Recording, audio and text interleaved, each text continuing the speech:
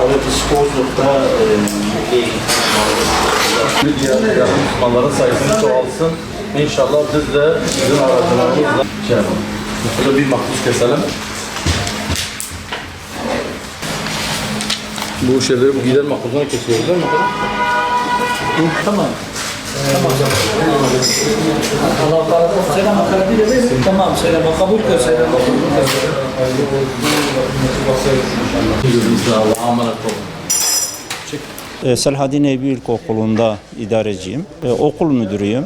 Filistin'de yaşanan drama sessiz kalmamak adına Kozluk eğitimcileri olarak okullar üzerinden öğrencilerimizle beraber bir kermes düzenledik. Bu kermesin gelirinin bir kısmını Umut Kervanı üzerinden teslim etmek üzere buraya geldik.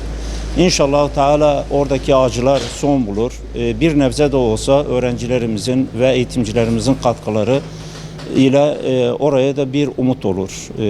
Bu amaçla biz bu kermesi düzenledik ve sonuçlandırdık. İnşallah Teala o acılar bir an önce biter ve İslam ümmeti bu konuda birlik olur, uyanışlarına vesile olur. Malumunuz Gazze'deki vahşet, soykırım devam etmektedir. Bu vahşet ve soykırıma sessiz kalmama adına, oradaki kardeşlerimizin yanında olma adına gerçekten Batman ve ilçelerindeki bütün kardeşlerimiz, hayırseverlerimiz duyarlıdırlar.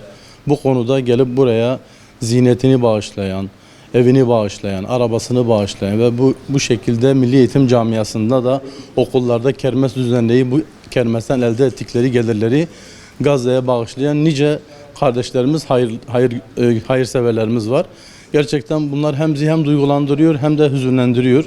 Hüzünlenmemiz gerçekten Gazze'deki kardeşlerimiz için elimizden daha fazla yardım yapılmasını talep ediyoruz.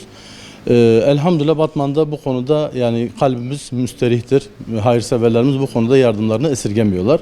Rabbim bir an önce bu Siyonist vahşetten tüm Müslüman alim hatta tüm insanlığı kurtarması için Rabbimize dua ediyoruz. Allah sizden razı olsun. Tamam selam kabul kıl selam kabul